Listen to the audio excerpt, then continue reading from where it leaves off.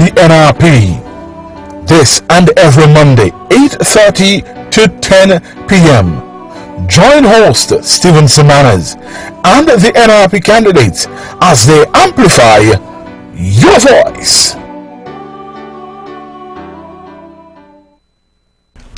Good evening. This is Your Voice with the NRP, your favorite program on a Monday night, sponsored by the Nevis Reformation Party, the oldest and most transformative party in the island of Nevis. It's May 23rd, which means it's the day after the late Premier Van Samri would have celebrated his 73rd birthday. It was not a great weekend for the people of Nevis, and if he were here, then he would be sorely disappointed, because the man to whom he passed the mantle on October 29, 2017 has brought us to a cataflam. We're on the precipice of a political and constitutional crisis. Nevis, more than ever, needs sober and responsible leadership.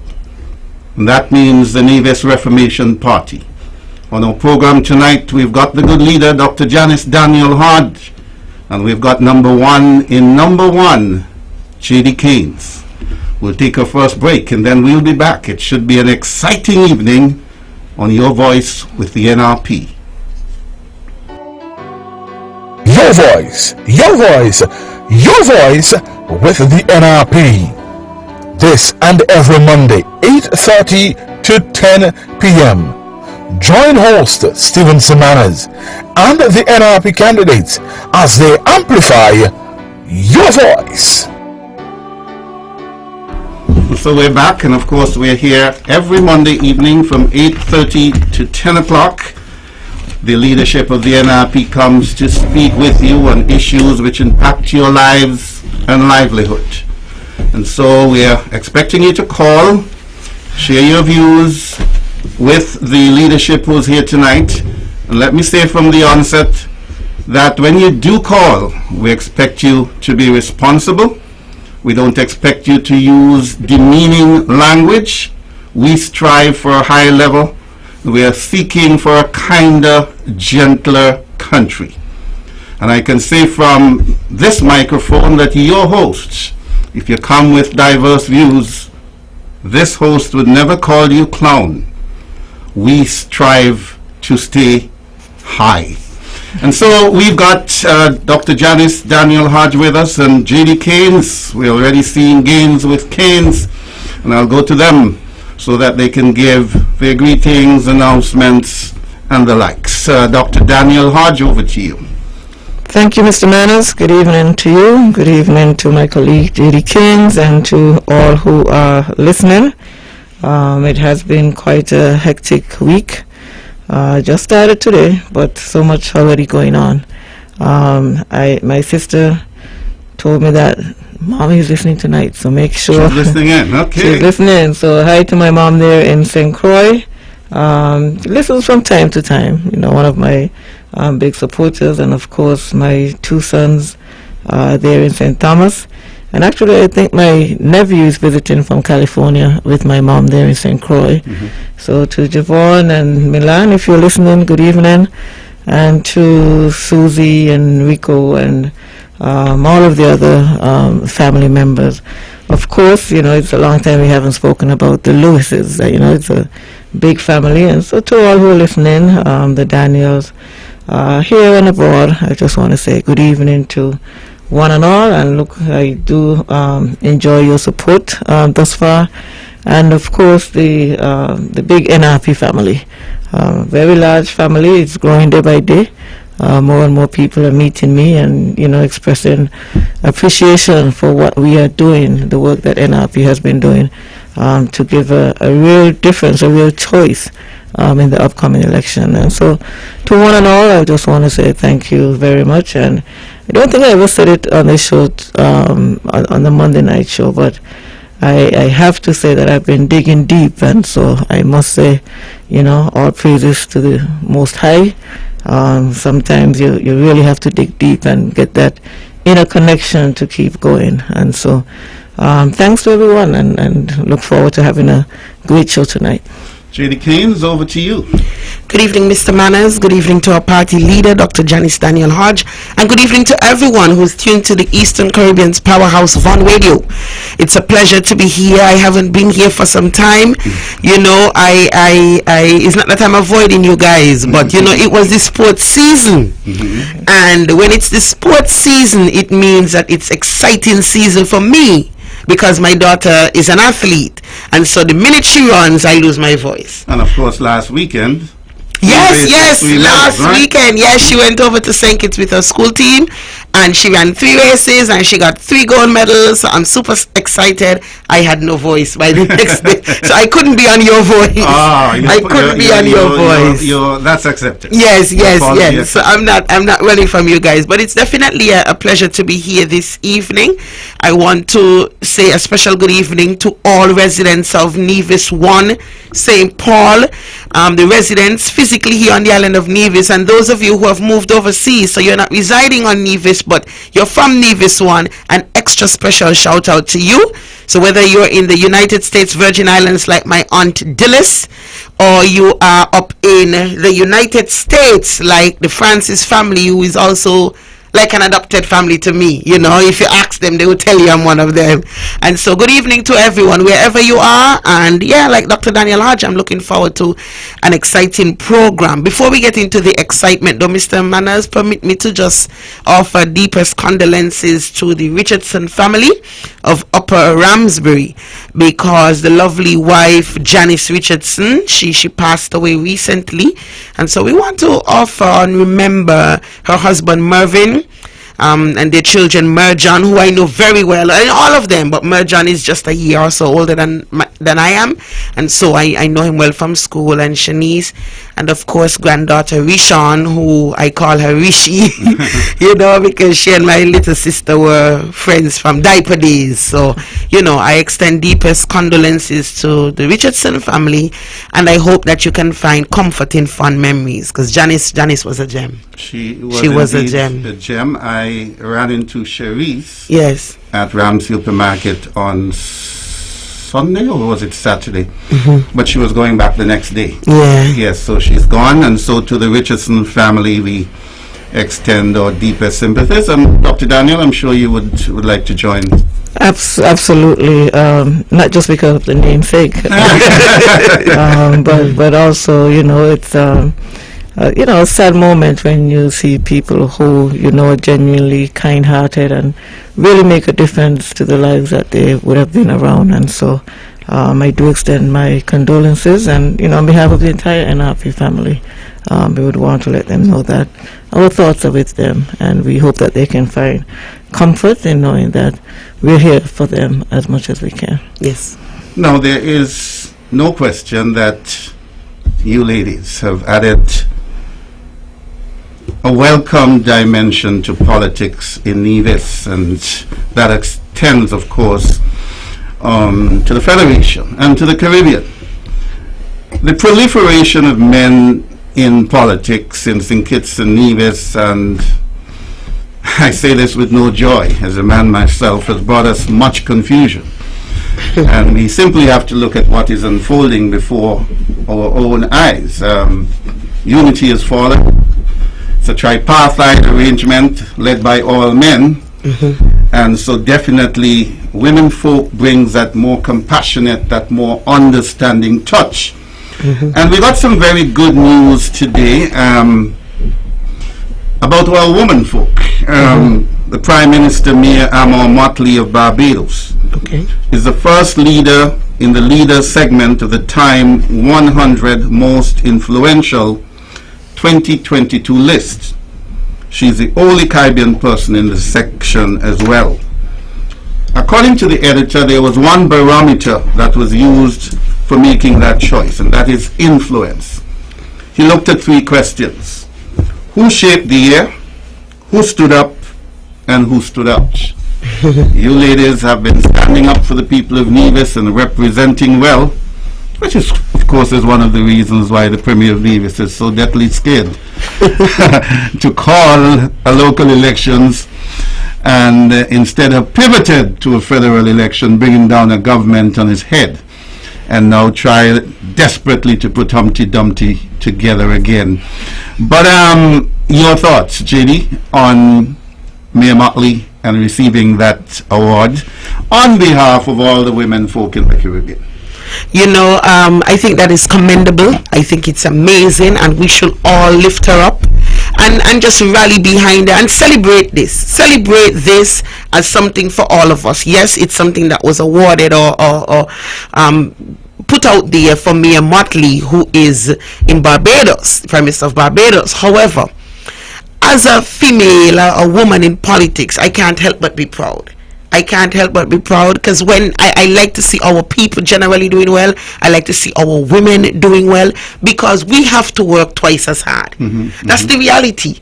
You know, we have to work twice as hard. I tell people all the time, I don't want any special favors. You know, don't just vote for me because I'm a woman. Vote for me because you think that I'm the better candidate. But the reality is we are working twice as hard, you know, just because we're women. Somebody sent me a message recently, and you know what they said? Sometimes people don't take you all seriously because you guys are women, and so you have to work hard to ensure that doesn't happen. So I want to say kudos to Mayor Motley. One of the things that I've liked about her so far, I don't agree with everything, but one of the things I like is that she represents hope. She represents hope for women and girls, that hey, you can do this as well. This is for you just as well. This is not out of your reach.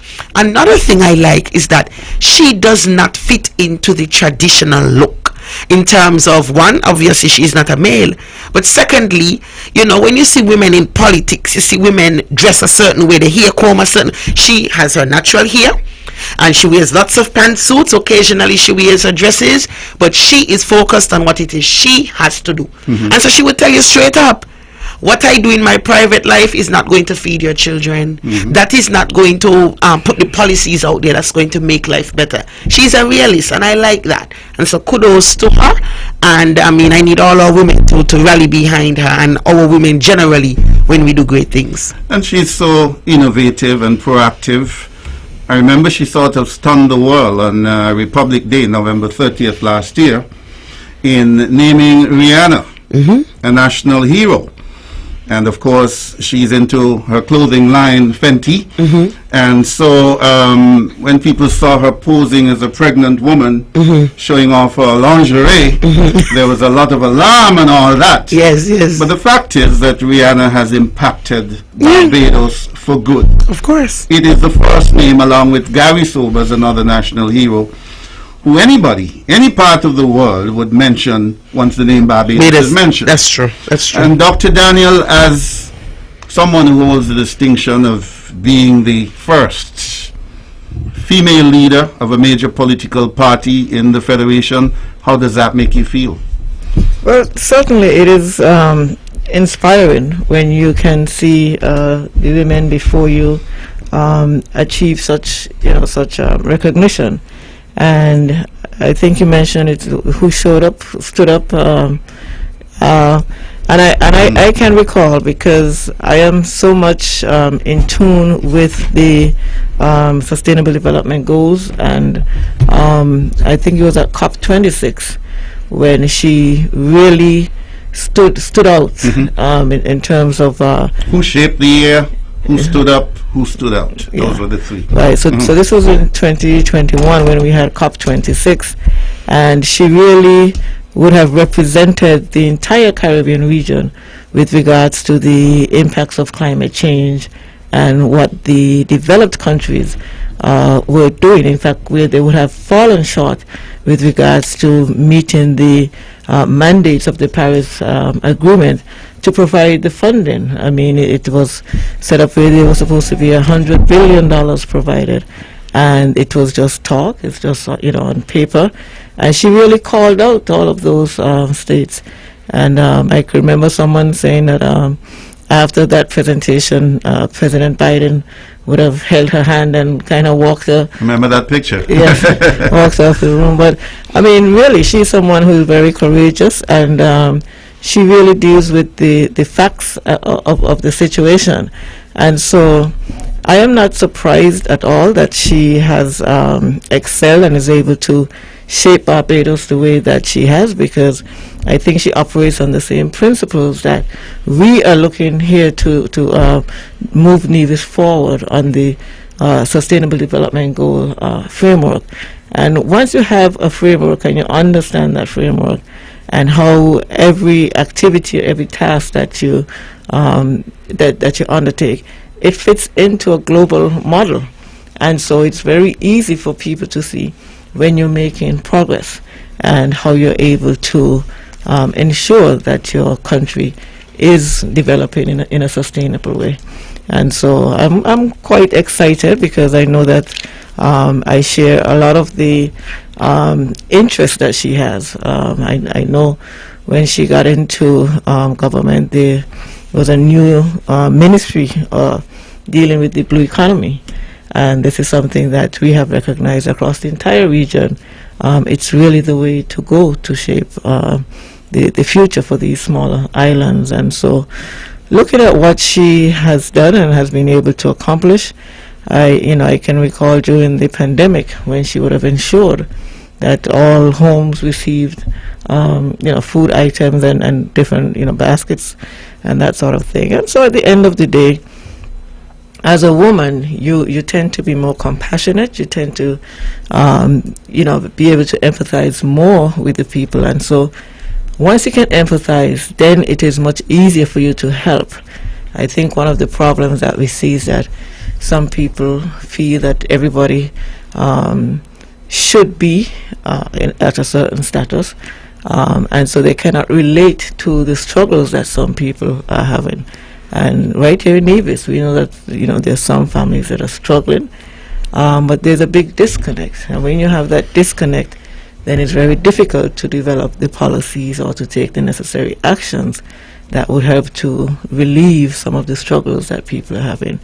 I think, Pierre Motley would have demonstrated that she was really in touch with her people during the pandemic, especially with regards to all that she would have done, even with the small businesses, the shops, and the support that she would have provided.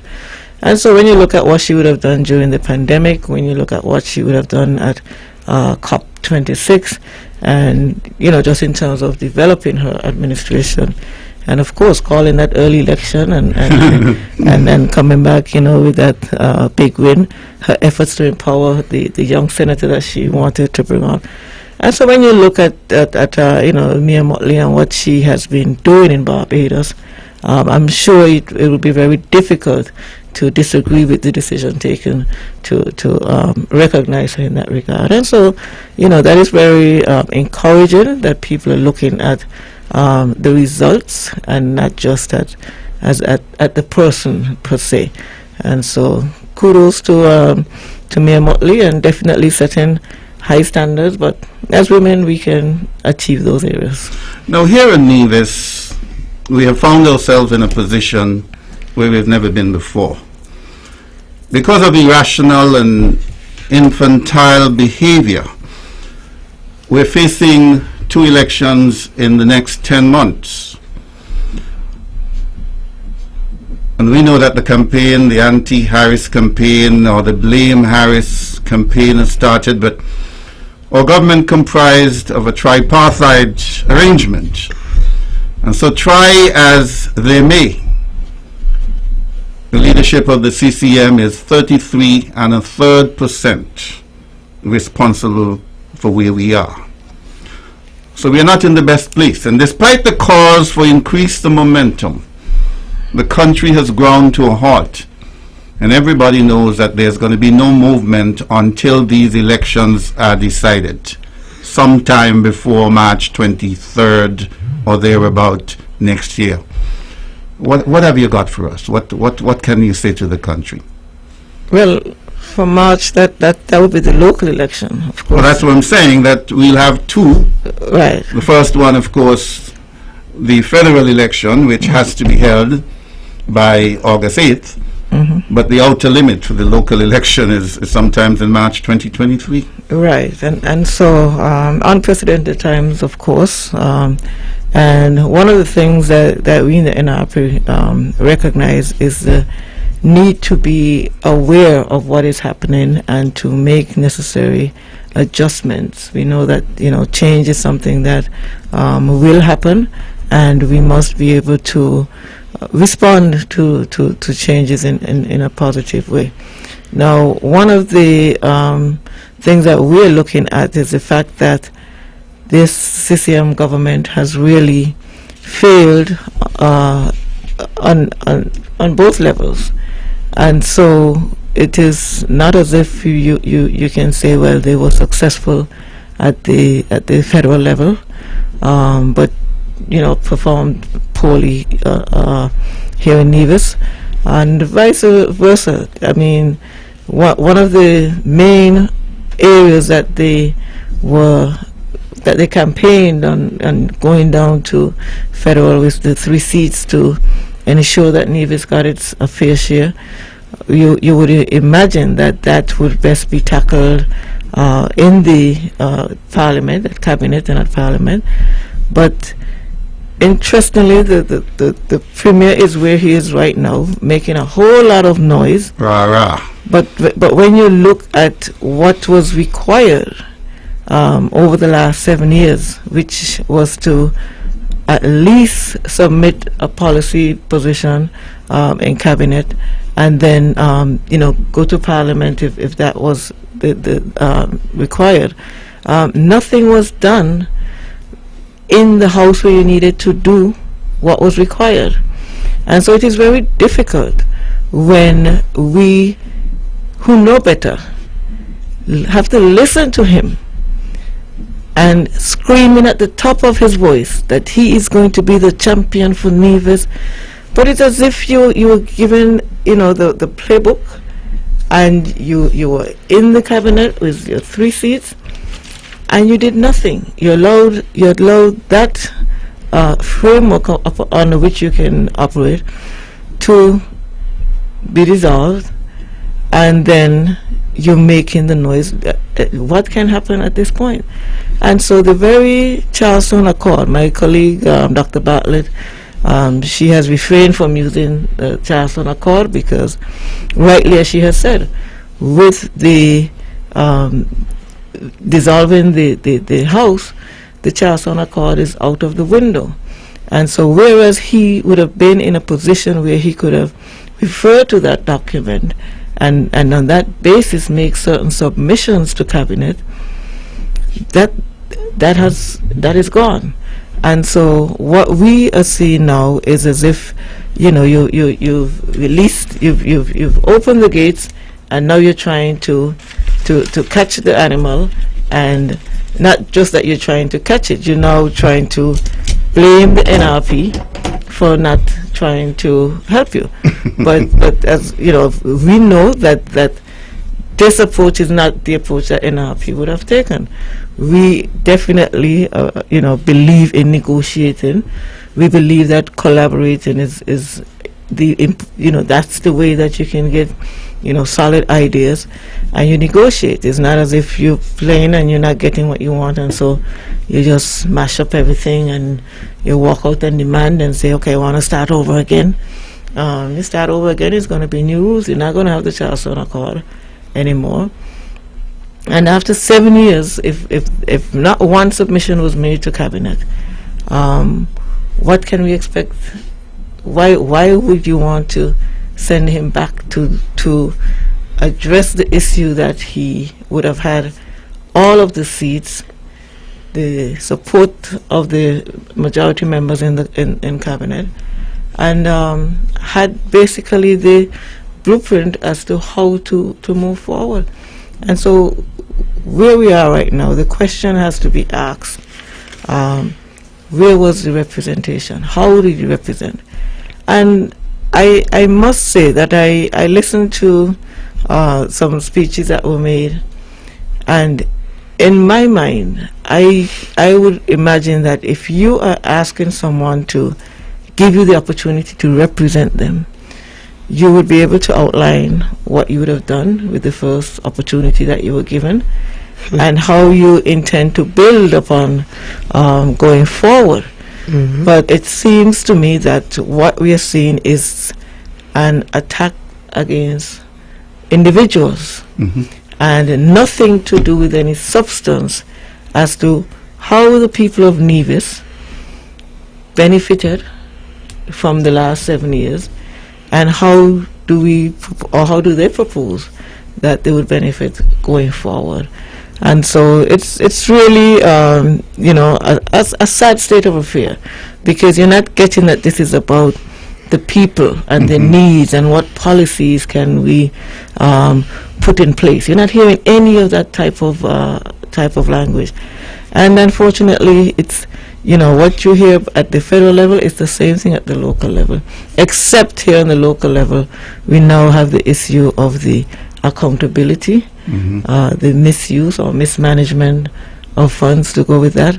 And so at the end of the day, both of these elections has to do with representation. How can you represent for your people and improve their standard of living? And I have not heard that thus far, and this is, I think, one of the areas where NRP and CCM are really miles apart, because we absolutely do subscribe and do believe that performance matters, and I do not see how we can be in government for 7 years or even 5 years and not be able to show the results of having given us the opportunity to represent the people of Nevis. Now, in a rare moment of honesty, he came to us on April 16th. And the flyer said addressed to the nation. So he was just speaking to Nevis. He was speaking to the Federation, and he was speaking to the international community. And he said, I've lost my way. I've failed. He admitted failure. That's on the record books. I found it alarming because he has said that he wrote the Charlestown Accord. And my favorite clause in the Charlestown Accord is Clause 15. It says, the People's Action Movement, the People's Labour Party and CCM will be engaged in the governance process at the federal level to ensure a governance model based on consultation rather than confrontation, harmony rather than disharmony, love and respect for all rather than vilification and strife. But yet he came back and say, mash it up, and has begun the assault on his unity partner. Now, JD, you put, in addition to your political hat, put your journalistic hat on. Help us make sense out of what's going on. Mr. Manners, you're asking me to create a miracle. Mr. Manners, I'm really disappointed. I'm really disappointed as a young person, as a young politician, someone who has looked at these people, and you're looking to them for direction. You're looking to them for ideas and things that you can adopt in your own life. And in my pursuits as a politician and wanting to be a great leader, because I genuinely care. But then you realize that if you want to achieve the things that you said that you want to achieve, and if you really have the people of Nevis at heart, then you're looking in the wrong direction, because there's no guidance, there's no direction, there's no proper direction coming from the sitting administration here on the island of Nevis. To me, as much as we would have heard a lot of this shoo-shoo for some time, it was a real insult when the People's Action Movement had its convention and leaders took to the microphone and right there, just totally had a rum shop session at a convention. It was distasteful, and I think that they could have gotten their point across in many different ways. Why invite the man if you're going to insult him? And don't get me wrong, Timothy Harris is a big man, no pun intended, sir. And so he can speak for himself, he can defend himself. I'm not here to defend him, but I'm just saying, where's the respect? Where is the respect? And then remembering their position, understanding that there are others who are impressionable, who will take what they say seriously and act the way that they are acting. You find that people are now getting out of control, and I'm worried that it's going to get worse. And it is because our leaders, I honestly think that is what they want. Our leaders are not leading. They are not leading as they should. And it is really sad to see where we are as a nation. And I can speak specifically for the island of Nevis. I cannot recall us being in this place. I cannot recall us being in this position. And there are many of us who want to have complaints and issues and say, so and so is only doing it because they're fighting for Nevis. But when are we going to stop making excuses for bad behavior? There's nothing wrong with fighting for Nevis, but are you saying this is the only way that we can fight for Nevis?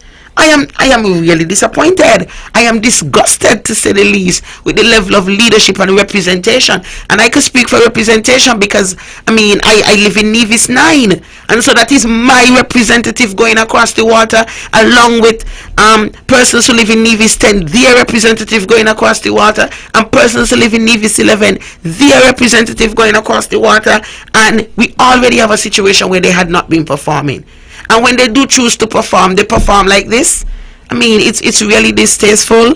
And the media, interestingly, I think, has a very big role to play in all that's happening. And I've worked for public and private media, so I know how it goes. But I think we need to be a little bit more responsible in our reporting, because on many occasions we are not painting the picture as it is. You can see the biasness in the journalism, and that should not be. That is the first rule of journalism, or one of the first rules. There shouldn't be any bias. If you're doing PR, do PR. But if you're reporting news, report the news. And so as journalists, we have a responsibility as well. And as voters, we have a responsibility to read and listen across the media. When I say that, I mean, you don't just listen to one station. You listen to one tonight, you go tomorrow and you listen to another one, and you listen to another one. You listen across the media. You need different points of view.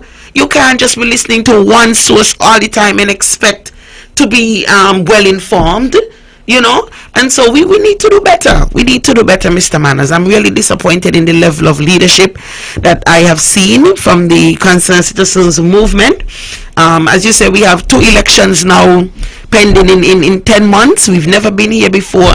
I would have welcomed the hype and the excitement, because I like politics. Gives you energy. I like it. I like politics, but I don't like the drama and confusion. Somebody called me and alerted me to a comment that was made at the CCM campaign launch on the weekend, and so I decided to tune in and listen. And I heard nothing about moving Nevis forward. I heard nothing about better representation. All I heard is how bad one man is, how much weight somebody lose, who want to kick who in hell, and who gonna follow them in hell, and who forgot when you mix blue and yellow you get green. These are the things I heard. And how Nevis people may love me, but St. Kitts people love me more. These are the things I heard.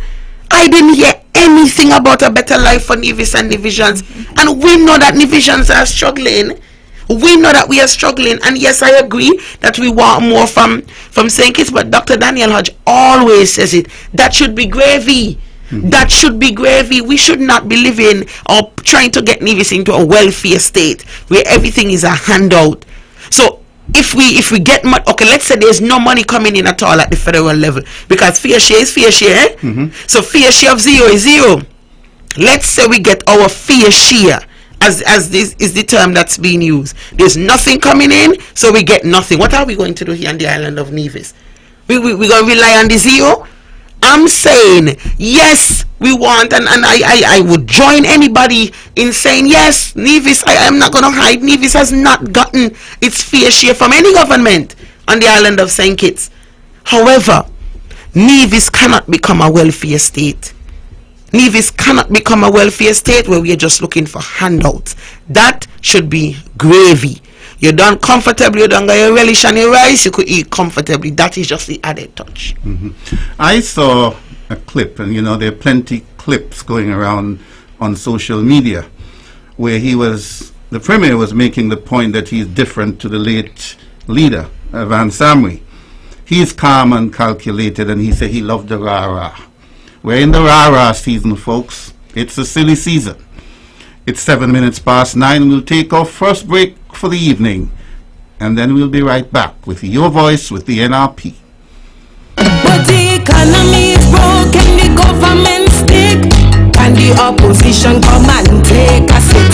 The debt is high and employment's low, and it's the poor people who taking the blow. I say we tired, we need a revolution. We just can't depend on vaccination. I say we tired, time to pick myself off the floor. Just remember people matter more. So when you hear them talking bull on the radio, people used to matter more. Whether you red, blue, orange or yellow, people used to matter more. But when they needed us for last election, we were always the first option. But now they in and they comfortable. People don't matter no more. Why? Some people may not like this, but people used to matter more. CCM them made a slogan out of it. People used to matter more. And we're back with Your Voice with the NRP, your favorite program on a Monday night here on Vaughan Radio. There's no question that the CCM intends to run an emotional campaign, a blame campaign. But we're going to ensure that the people of Nevis stay focused and that they take a very good look at the bread and butter issues.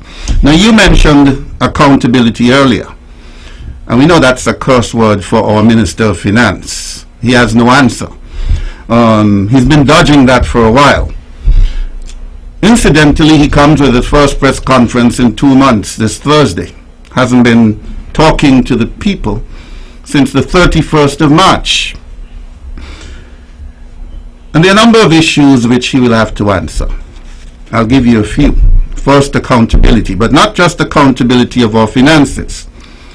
In many other aspects. There was a gentleman on the Let's Talk program last Tuesday night speaking about the one and only at Indian Castle. He says he wants time to get things going, to be given time towards the end of the year. Certain people called into the program asking further information, and the host of the program said he will take a note and forward those to the Premier of Nevis. I listened for 2 hours. Of course, the rant and rave. I never heard the mention of the word one. I never heard a mention of the symbol for and I never heard anything mentioned about only. So an expat who has a vested interest in Indian Castle came to the microphones and told us about it. The Premier came the night after and said nothing. Well, to use Edric Stanley's term, I want to know about Nevis' skin in the game. And of course there's the Alexander Hospital, another of his Achilles heel, and your opponent's Achilles heel. We haven't heard anything about that, so I would want to know on Thursday whether it's still moving apace. For months now, we've been told that windows are in order, but whenever I drive by, we still see open, gaping spaces. We've got to hold our politicians accountable. We do, and I mean we have spoken over and over again about the mismanagement of funds and really poor decision making, especially with regards to one and only, where you have so much government land, at stake, and then the decision for the government to be board members of the company. That is really something that I do not see, how that is beneficial for the people of Nevis. But I think beyond the projects, so to speak, I think what people are going to be really interested in hearing is, where is the rest of their raise? With all of this money that has been coming into Nevis, and no one is able to feel that money. The question is, with the request for additional funds outside of the budget, that that would have been provided. We went from 45 to 66 million, and that is, I think, it's even more glaring than the $400 million, because this is outside of the budget period. And I would have explained before that I find that to be highly irregular, that you, as Premier of Nevis, you can write a letter to the Prime Minister of St. Kitts and receive these additional funds. But we don't know what was in the letter, and we don't know what the funds was used for. But if you really had any concern about the people of Nevis, I am sure you could have found a way to give people the 10% raise. They've been waiting for a long time, and additional monies were provided. And what is the explanation? It's as if the Premier just does what he feels like doing and does not have to answer to anybody. And here is an opportunity to give the public servants an increase in their salary, and even that is incomplete. And so everything that this CCM administration has been doing, they cannot do anything and have it completed. And so over a 3-year period, I don't know why he thinks that may be more appealing to people, because you say you're going to get 15%, because just suppose the federal government decides to give an additional increase next year. So where does that leave us? And so I think it's total disrespect for the people of Nevis, and the Premier has gotten to the point where he feels that he can do whatever he wants and he will get away with it. But like I mentioned before, I think when people were not paying such close attention, and when we did not have the opportunity to put it out there to the people, he probably would have gotten away with it. But people are being made more aware of the inconsistencies, the blatant disregard for governance, etc. And so I think that this go around, the people would recognize that this is not the way that a government is supposed to operate. This is not a government that has the people's best interests at heart. And certainly I think it's time for a change in government, so that people can really begin to have an appreciation of a government that really cares about their concern, government that put the people's best interests first, and a government that really understands what good governance is, what performance is, what having a vision is all about, what are we working towards. And my colleague here, JD, mentioned earlier, where is the direction? There is no direction. And when she mentioned that, it took me back to a short story that I heard once about Usain Bolt, the fastest runner in the world. But if when the gun goes, you're going in the opposite direction, it's not going to get you anything. And so you must have a direction. You must know where you want to end up, and so that you can move incrementally to that area. And so he's really going full speed, but no focus, not going in any clear direction. And so the country is not advancing. We're not making any progress. And these are the things that we really have to look at, whether or not we can accept this level of incompetence. I'm trying to find a different word, but it's really nothing that this man touches you can say, well, this is a nice finished product or a nice finished outcome. And so people of Nevis definitely deserve better. And I think NRP is well positioned to give the people of Nevis the type of governance that they really need to advance themselves and to advance Nevis going forward. A classic case of talking loud and saying nothing. Now it's 1:15. Lines are open. Feel free to call us 469-1616, 469-1700. Remember to be respectful. JD, in going about your business, you must pass the Alexander Hospital. Is your architect friend getting the hospital in gear, or it is still in its bungled state? And the other thing for you, at the commissioning of the Wartsila engine at Prospect, the Premier made the bizarre statement that the Wartsila would cause the cost of electricity to go down. But that's not the story that people are telling us about. They're telling us about surcharge being more than the cost of electricity usage. So speak to the hospital. Is it still moving apace? And I know you had an initiative to try ease the squeeze for mothers in your constituency.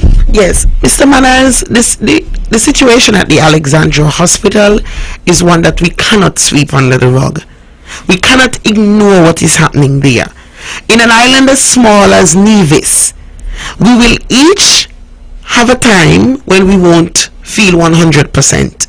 Some of us will have a reason to go to the Alexandra Hospital because we're ill, whether it or maybe it's a family member who's ill, but it's the facility that we all depend on because we never know what can happen, and it is the only hospital on the island of Nevis.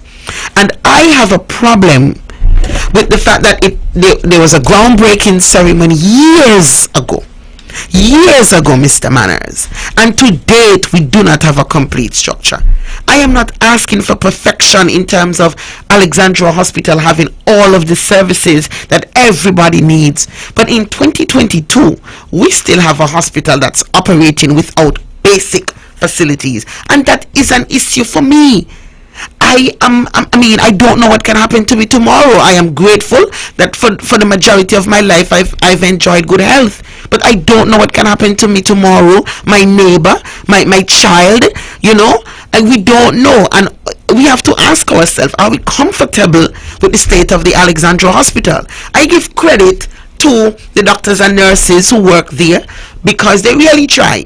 They really try to make the best out of a bad situation. But we need to hold our leaders accountable, okay? And we have to look at the architect of Charlestown.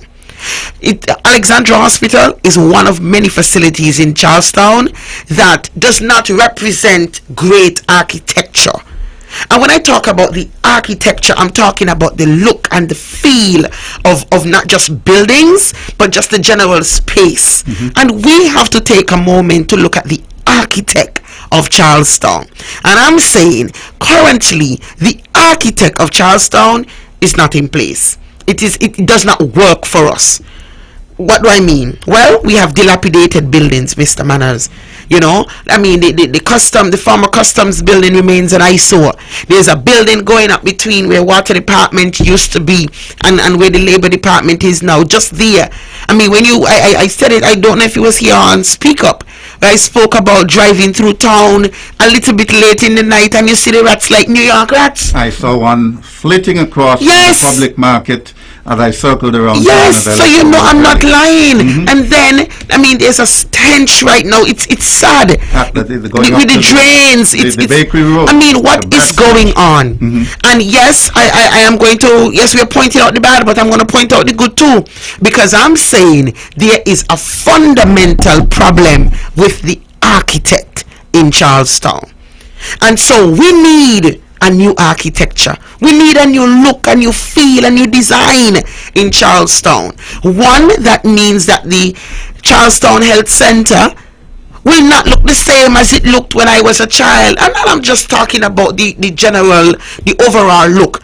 But when you go inside, it's the same as when I was a child, and I really love the nurses there and the nursing staff. They work under trying situations, but we got to do better. We have to do better. And if we upgrade our health centers, for example, then we are taking the burden away from Alexandra Hospital, and we can leave the hospital for more serious illnesses, you know. So we really have to look at the architect in Charlestown. And that's something that remains an issue for me, Mr. Manners. I can't feel comfortable with that.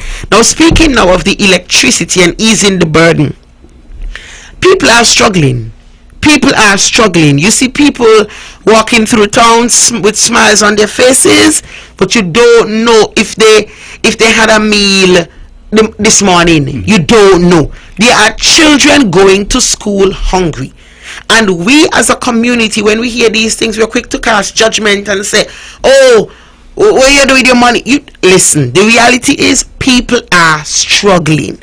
And what are we doing? There is no push, no call, nothing from the government to say, let us ease the burden. I don't have much, but I try to ease the burden for mothers on Mother's Day. And that is why I gave 4 mothers in the constituency just a little ease of their electricity bill for Mother's Day. And I didn't do it for any praise, Mr. Manners. It's because I've been there.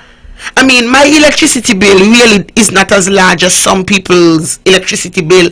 But the reality is, when I saw mine jump, when I saw mine double, I was like, what? Did somebody else move into my house? Everybody is. But then I realized everybody is saying that theirs doubled. It's crazy. And what are we doing? Yes, in other places, cost of living has gone up. But my thing is, what are we doing? And I'm saying that under an NRP-led administration, these things must be front and center. We have to look at the bread and butter issues. You know, if our people aren't able to survive and sustain themselves and their families, how can they be comfortable? How can they grab the opportunities that we are going to put out for them? You know, you have to eat. You have to eat, and in many cases our people aren't eating, but our ministers are eating. And so we need to address not just the architect in town, but the architect that is responsible for a lot of these things that's happening, Mr. Manners. Dr. Hodge, you've got some thoughts too on where we are with the hospital, and of course the high electricity bills. And I saw a notice before I came here tonight in your neck of the woods, St. James.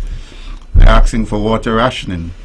We know it's getting very dry and hot around here. I guess it's that time of the year. Well, Mr. Manners, you know, just to follow on the issue with the hospital,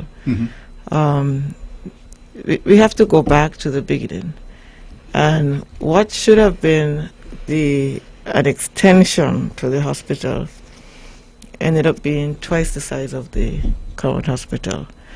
And that must be a reason for concern, because why did we end up with that size of a structure? Now, I'm not going to ask and wonder whether or not the cost was based on a per square footage, and so you have to make it as large as you can. But certainly, when we look at the healthcare here, and if you were to prioritize, I'm certain the dialysis treatment center that was there, that could have been established. We could have looked at getting an MRI, so that if there's a car accident, you don't have to take the ambulance over to St. Kitts and all this. So if your focus really is looking at how you can make life better for the people of Nevis, your first instinct could not be to design an oversized structure. Your first instinct would be, what are the services that our people need most, and how can we impact positively on the lives of our people? And so where we are now with the hospital, it definitely, I would not say, was designed for the best interest of the people. It was designed maybe for somebody else's best interest, but while we have this structure there, our people still have to be traveling over to St. Kitts to get services that they could have gotten here with the amount of money that really passed through. And not just the getting the services here, but also some subsidies, so that even poor people would be able to get proper health care service. And so all of what we're talking about really has to do with the priorities. And when you set out in government, what do you want to accomplish? What do you want to be able to say that these are the results of NRP being in government for this period of time? And so when we look at providing the services based on the needs of the people, when we look at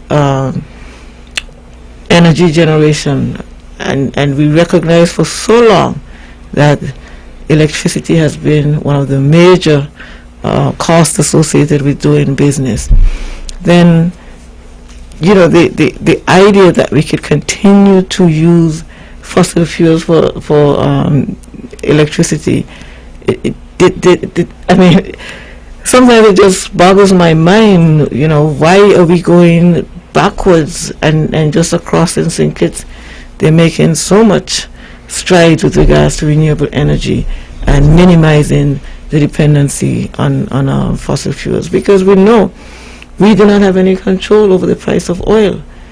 And as long as we're continuing to invest in diesel generators, what we see now may just be the tip, because the war in Ukraine is ongoing. The price of oil is likely to increase, and so what are we going to do? So these are the things when you would have been positioned with the geothermal energy, but not even just geothermal energy. All of this talk about the fair share. Why didn't we ask for our fair share of renewable energy infrastructure in Nevis? Right? Because it's the same grant programs that we are entitled to get fair share of as well. And so we can go through a list of areas where, had we had the interests of Nevis, the people of Nevis, as our first priority, you'd have seen a totally different type of decision making in terms of how we're able to go forward. And so I'm not surprised, here we are, water rationing, the same night of the launch, got over to St. James's and there's no water. And I mean, what is the explanation? What is the reason? It's not as if we're in a drought season right now, we're doing maintenance, etc. Well, I really cannot speak to the reason why the water was off, but I think at this point in time, we have enough people coming out of school, sixth formers, whether it's a maintenance requirement, etc., that we should be able to keep our water on 24/7, even if you have to reduce the volume somewhat. And so, like I said, it's a total disregard for how the decisions are impacting people. I think that is where we are, and so we don't care. Turn off the water if you need to.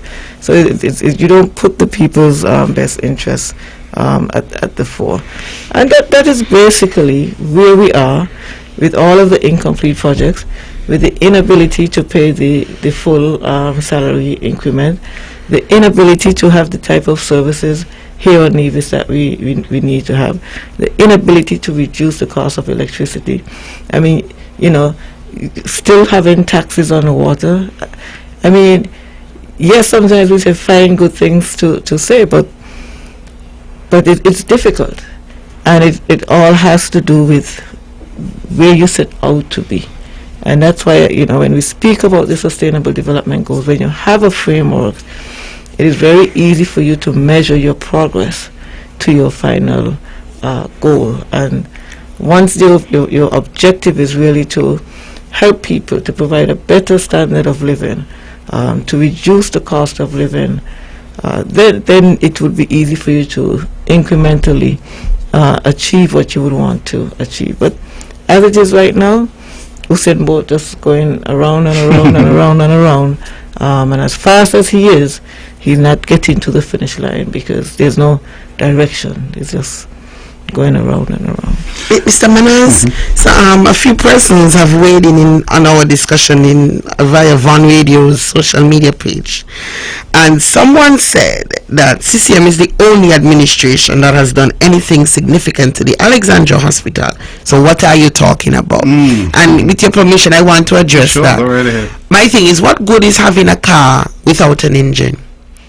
What good is having a car without an engine? And so, because the CCM has added blocks to the Alexandra Hospital, we should be happy. If it is not fit for purpose, what is the point?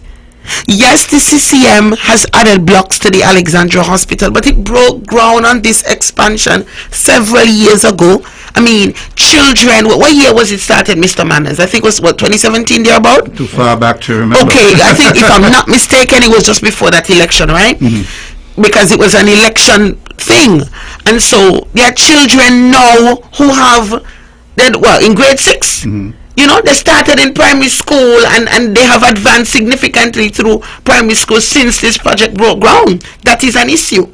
And so I am saying, yes, the CCM has sought to expand the Alexandra Hospital, but when will it happen? And I maintain it will be an NRP-led administration to finish the Alexandra Hospital, because right now I see a facility, a structure, a foundation, for want of a better term, being built just outside the accident and emergency area, just above the parking lot.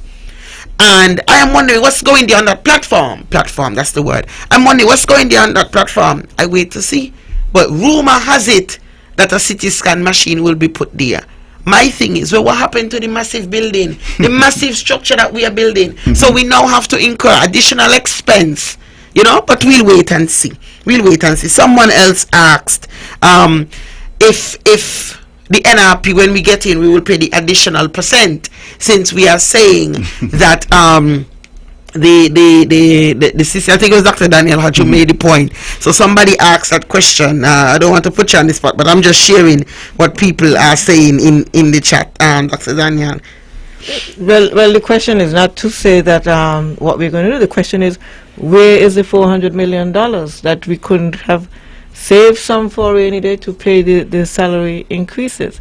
And so, you can't just say, well, we're going to jump into government and we're going to do this, because we know that the money has been wasted. And so you need to put the necessary, matters in place so that you can ensure that you can pay the salaries. Because really, when you look at it, yes, it's an increase, but how far and how long and what is the plan? And this is where you talk about, fiscal planning and ensuring that you're able to. It's really a matter of ensuring that people can afford to live. Making services and goods affordable for the people. Yep. And so even when we have to look at minimum salary and all of these issues, it's really, and I can't say it enough, looking at your people, how are you going to improve their standard of living? And so when you start looking at the minimum wage, when you start looking at the cost of food compared to how much people, are earning, these are the things that you have to kind of bring to a level.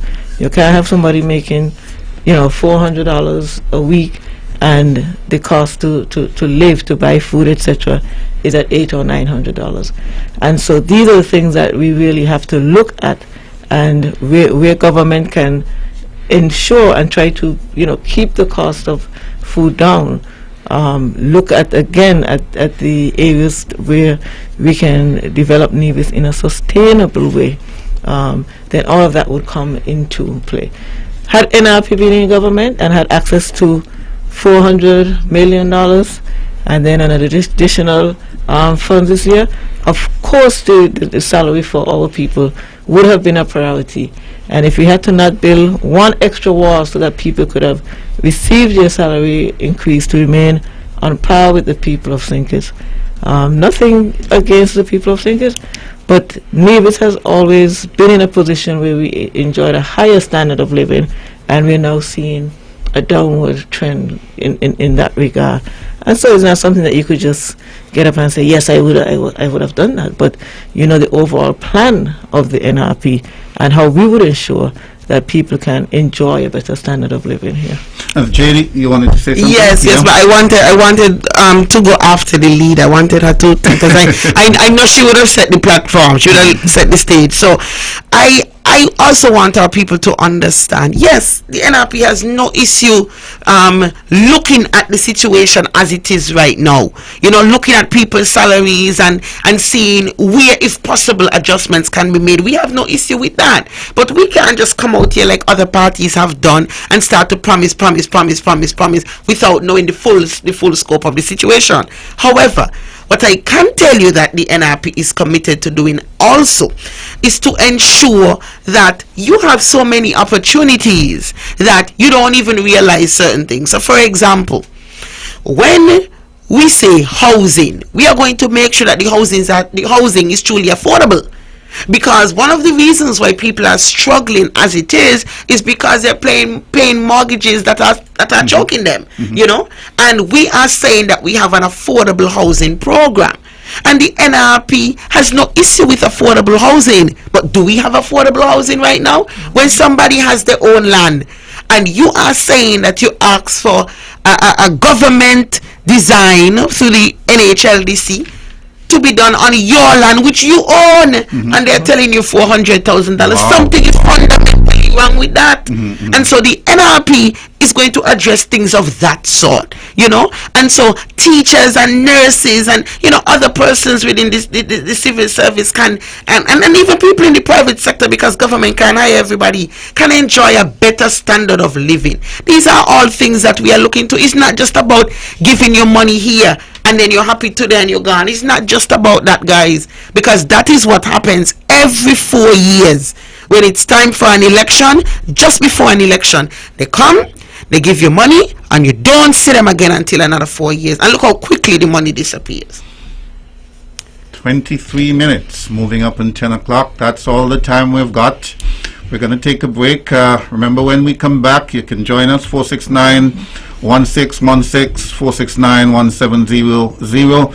Ladies, when we come back, we want to hear more about what's happening within your constituencies. Sure. Your voice, your voice, your voice with the NRP. This and every Monday, 8:30 to 10 p.m. Join host Stephen Semanes and the NRP candidates as they amplify your voice. I say we tired, man, take it the momentum. Oh, Mr. Premier, where we get the energy from. I say we tired, time to protect the poor. Just remember, people matter more. We're back. We've got our final 22 minutes, and so we're going to give our candidates an opportunity to talk about what's happening in their constituency. And Dr. Daniel, while you do that, I also know you want to talk about some constitutional matters. Yes, so in my constituency, there's still the concern about the roads not being as they ought to be. But leaving out the infrastructure and the concerns that the fishers have been having with the disparity in prices between St. Kitts and Nevis. This is something that I've been hearing a lot about, and that is something that is so easy to remedy. It's unclear to me why the fishers in Nevis have to be paying so much more than their counterparts in St. Kitts. But there are a couple of things I would just want to set the record straight about when it comes to some... Hold your thought. We've got our first caller of the evening. I think we missed that one. I'm sure that caller will get back. Go ahead. Yeah, just to set the record straight with regards to the upcoming elections and the position of the NRP. And NRP would have taken a position, a policy position with regards to providing the best representation that we can to the people of Nevis. And what our policy indicates really is that you do not have the same candidate in both assemblies at the same time. And so as it is right now, we are all new candidates, so to speak. None of us are, except for Honorable Cleon Stapleton Simmons, who's in the Nevis Assembly, none of our candidates, other candidates, are holding seats. And so the notion that is put out there is that our local candidates cannot run in a federal election. Well, we don't have candidates based on which election it is. We have candidates, and to the extent that the pending election was supposed to be a local election, then we would have been launched as such. But there is nothing that prevents, based on what our Constitution stands for, and it really has to do with the representation that we can provide to our people. There is nothing that precludes any of the existing candidates to participate in whichever election comes first. And so I just wanted to put that out there because I recognize that some people feel that they could tell NRP story better than NRP can. Hold it there. We've got the caller back, I think. Good evening, caller. Welcome to Your Voice with the NRP. Good evening, Steve. Hi, good evening. How are you doing? Oh, we're doing well. To the political leader of the NRP and the representative JDK, Charleston. Good evening. Good evening. Now, there are two things. We have an election, a federal election coming up. And the CCM is expecting Nevis to send them back to St. Kitts. But I just want to put 2 points on the table. The first one, Steve, do you know of any legislation that has been piloted by the Premier since he's down there since 2015? Because, as you know, in the Parliament, there's a private member's bill and so on. Or some legislation to A, codify the revenue sharing arrangement, do something for abused children, do something for mental health. I'm just mentioning some these issues. So there is no legislation that he has piloted since he has been down there. Now, after 15 years, and more importantly, the last 7, what then is the reason to go back to St. Kitts? What then is the reason? And I think people of Nevis need to know that there is no legislation which is piloted. You know, Steve, in the U.S. you have McCain, Feingold, Senator McCain and Feingold decide on campaign finance reform. You know, they have bills, but we don't see anything. And you went there for that because you're a member of the legislature. The second thing has to do with the payday is coming up for the Nevis public servants. And the second thing has to do with the 10% and the 5% for Nevis. Now, if the government has fallen out, the people of St. Kitts and Nevis have not fallen out, you know. And so people in St. Kitts weekend and they went to they have friends, boyfriends, girlfriends, the trade is going to continue. So what the Premier needed to do is to sit down with the Prime Minister or request a meeting with the Prime Minister in the interest of the people who he represents in Nevis and say, look, whatever it is, whether you give me some money already or not, things, you know, the exigencies of the situation means that I was unable to keep enough money to pay. But look, I need the Nevis people who I represent to get their 10%. And my argument is for the Nevis voter. Since he couldn't do that for you, then you have to send him packing and vote for the candidates of the Nevis Reformation Party.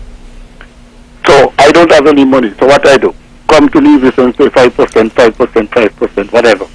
But you know what happens, Steve? You in the timeline, and this is what the Nevis voter has to understand. In the timeline in which he will allow for the 5%, 5%, 5%. Inflation, by the time that 15% is calculated, inflation may go up to 20, 30%. So it wipes out the gains that you would have made in the increase. So he has failed to sit and say to the Prime Minister, I want this division public servant to be on par with the St. Kitts public servant. Steve, you have been a public servant. You ever heard about this in the history of Nevis? Well, we are in unprecedented times, as we said earlier. So what I'm saying, since the times are unprecedented, let us continue to make them unprecedented. Send the 3 Nevis Representation Party candidates to send. Thank you. You know, I laughed when I heard that it was stretched out to be to 2024. The Premier wanted to really send the message that he'll be there around those times. Well, that's the message he was trying to send. but all I'm saying is people have to be mindful. You are supposed to get your 10% and you're supposed to be on par with the public servants. This is never the case.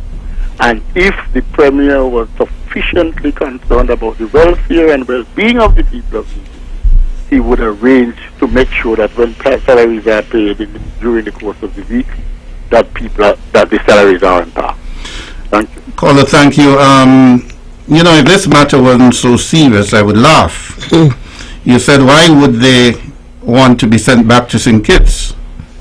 7 years of double salary, 4 salaries at Christmas. Sweet. I know both of you wanted to react to that caller. Dr. Anna, can I jump in? Because I it's still a bit on healthcare, right? Because you know, I know the voice very well, and he has to be commended for the considerable work that had been put in on the island of Nevis in the area of healthcare, right? We have members of an administration right now in Nevis who are giving the impression that they so care about health. We had Nurses Week, and it did not get half of the hype and excitement that certain other things got. People's suede shoes and that the fact that the jacket could button. You know, Nurses Week did not get half of the hype of all that's happening at the federal level. You know, it was like as if Nurses Week came and went, and it's a burning shame, right? So to respond to something that the caller said, as well as this conversation that's happening in the chat, because I keep looking because I want to see. I want to remind our people that yes, we are a new NRP, we are new faces, but we are running on the principles of the NRP, right? And we push a lot as it relates to our motto: peace, progress, and prosperity. And we cannot forget that it was under an NRP administration that we said, forget about this difference in price between national and non-national when you go to the accident and emergency area. It was the NRP that did that. So we standardize it. Everybody pay one price. NRP did that. It was the NRP as well that trained the first pharmacist in Nevis in years prior to the NRP sending off a pharmacist to study when the NRP was in office a few years ago. We had not trained a pharmacist in about 30 years in the person of Mr. Nisbet. You understand? It was the NRP who did that. So that is foresight and that is vision. It was also the NRP that rolled out a health center, the first that we've had in years, and that is the one of Brownhill, state of the art. First in 50 years. Okay. And not only did we roll out that center, but we had programs running through our health centers, you know. NRP did that as well. NRP also secured 2 turnkey dialysis units. Turnkey. Meaning, if you sit in a car and you turn the key, move. So you just have to turn the key and you walk. You understand? NRP did that. It is not our fault that they are not in operation. So don't come tell me that CCM is the only party that has done anything for healthcare on the island of Nevis. Go do your homework and come back. And as a matter of fact, I haven't gotten a chance to reach out to my good neighbors at the Charleston Health Center, because somebody told me that they went to the health center recently to check the sugar levels, and they were turned back because, not because the nurses didn't want to help them, but because the facility wasn't in place, you know. And I have to go have a talk to find out if that is the case, because if that is the case, then that is something that is troubling, and it is not any fault of theirs, because the policy direction must come from the top. We cannot have a minister of health whose only concern is how many plasters we have. That is not leadership. That is not going to help us in terms of health care, but help us. You mentioned the nurses' function, honoring people like Bonnie Jeffers, who served 41 years. My lovely nurse. And of course, when I looked at it on television, the feature speaker was Ms. Jeffers, Latoya Jeffers, which means that the substantive Minister of Health, who is the Premier, wasn't there, and then the junior minister perhaps wasn't there. Like she wasn't there on Saturday. Continue. And then on Wednesday, I think it was Wednesday of this week, or it could have been Tuesday, there was the junior minister of tourism. I was invited to be a judge at NEPAC, and driving there, the Premier, who is the Minister of Tourism, was around town. And the first thing that the announcer said that he couldn't be there because he had conflicting events. And I shook my head. It makes you wonder if all that these ministers are concentrating on is a grab for power. They're not looking after the nuts and bolts. The young people came, they had 8 participants, 6 females, 2 males, and they came with their A game. Minister of Tourism absent, missing in action. Sad. So you wanted to add something to the discussion in this regard? Well, Yeah. Dr. Daniel? Well, Okay, you yes. Go ahead if you... Well, I wanted to credit Dr. Daniel on something because somebody sent me a message and asked about jobs. What are we going to do for job creation? And I keep saying, listen, never before, and it's no disrespect to any of the leaders in the past, but never before have we had such a diverse ticket in terms of experience. And when I look at the background of Dr. Danielle Hodge, it's exciting to know that she can be the next premier because she brings a particular set of skills and some knowledge that we need in this time. When you look at sustainable development and the environment, and that is what the rest of the world is talking about. But we here in Nevis are talking about looking forward to catching the ferry every Monday to have breakfast and then go to cabinet. But the rest of the world is talking about climate change and these kind of things, and that is what our party leader is about. We've got a caller on the line. Good evening, caller. Welcome to Your Voice with the NRP. Mr. Manners, good night. Hi, good night, Montserrat. How are you? Not too bad. You've got to make it quick. You've got to make it quick, though. We've only got 7-8 minutes left on the program. No, me not say nothing too much tonight. Me just call in, go shout up my two of my favorite ladies. Good night. Next week, Mr. Manners, are we going to start to talk politics? We're getting serious. We're getting hot in here. Okay, no problem. Make sure you join us, okay? Okay then. Continue. Yes, I tell people all the time, I am excited about the possibilities and the prospect for job creation in Nevis, particularly because we have a potential leader, the next premier. Let me speak it into existence. The premier in waiting, the next premier on the island of Nevis, in Dr. Janice Danielle Hodge, who has these skills and this background that can totally diversify our economy, coupled with Dr. Patricia Bartlett's experience in terms of health and community service, Rohan's passion for human development and sports, you know, and Cleon, he's a former teacher, somebody who's au fait with finances and understand the laws as it relates to compliance and due diligence, you know, and he's a brilliant legal mind. And myself, who's very passionate about education and advancing the children and make sure there is education and training. I mean, what a ticket.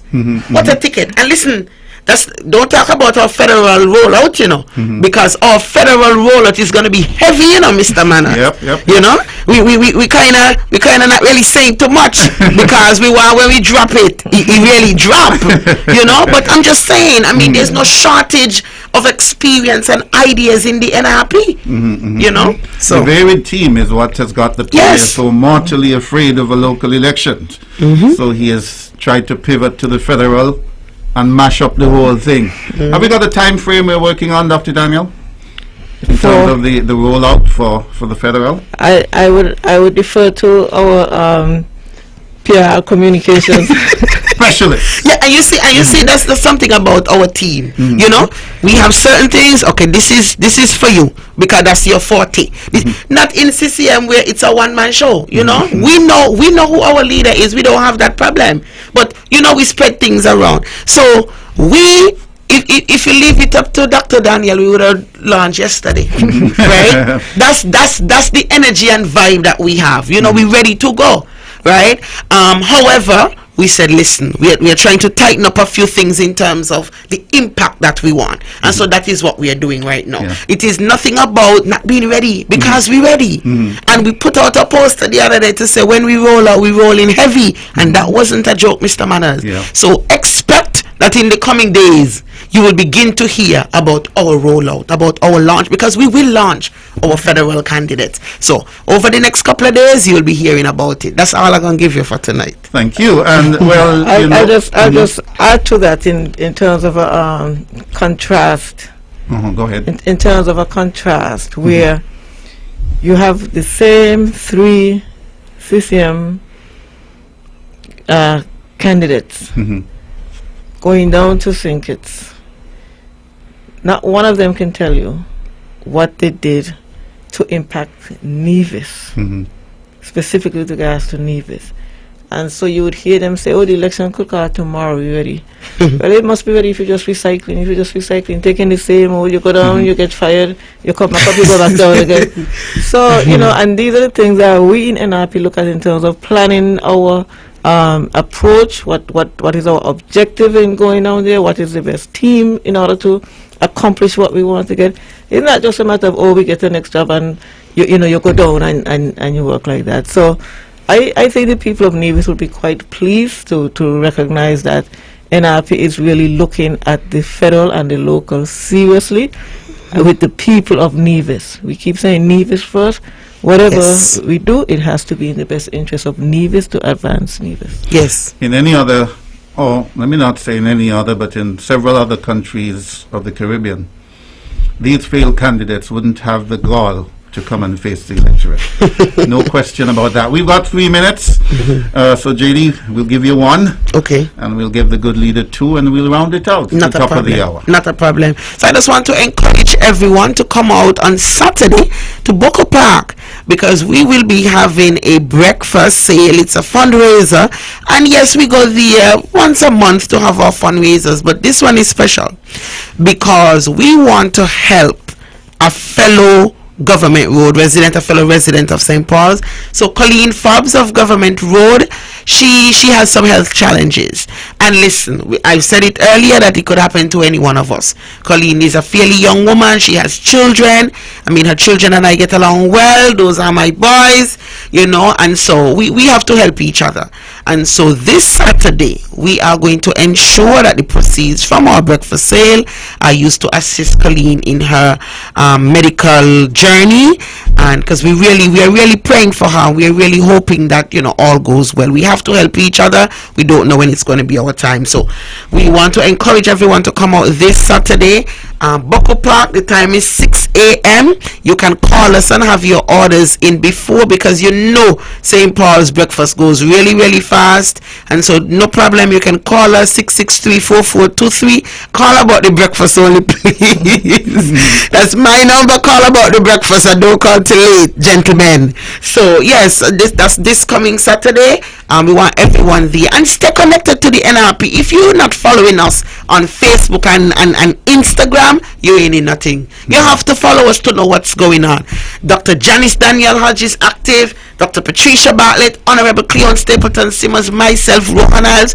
We are all active on social media. Follow us to stay up to date. Don't just listen to one side. Listen across the media. Final word is yours, good leader. Thank you, and to follow from JD with regards to what's happening. I know that we have Ras Ivoy. Some of you may know him. He's having an activity. It's not related to the party, but it's something. You mean JD's dad?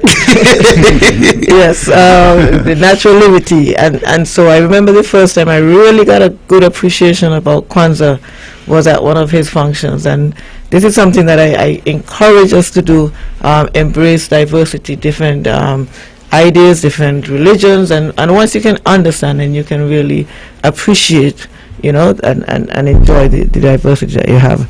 And so we will be here again before the WIT weekend, which is sometimes Winfest. This is a big thing over in the St. James area, and I know that there's going to be an activity to help two persons who are suffering or who needs dialysis treatment. So that is going to be coming up. But other than that, we have been out and about, like JD said, and we continue to be out and about. That's the only way we can know what the concerns of the people are. And so, it has been quite an experience in terms of people. More and more people are anxious to come up and to have a conversation, and so we continue to do that. And while we go through this period and while we get ready for the upcoming elections, I just want people to think about, what representation really means, and how based on where NRP is and the programs and the ideas that NRP has, that this is definitely what we would need going into the future. And so just want to say to everybody to have hope. We understand the importance of ensuring that our youth are well represented in all that we do. It is quite easy to say our youth are future. You actually really need to do something about it. And so a very action-oriented NRP team is what you have right now. And we encourage everyone to give us the support, give us the opportunity. Who knows, the next Mia Motley Leader Award. Sitting right here. Maybe sitting right here. And just before I wrap up, I just want to say good evening and my sympathies to my former neighbor, Buki. He would have lost his son. Yes. He would have lost his son. And so, Buki, if you're listening, I would have spoken with you before. And I just want you and Coach and everybody to know that my heart is, with you. And I hope that you can get through this without, too much suffering and too much pain. And so, that's my Brownhill former neighbor.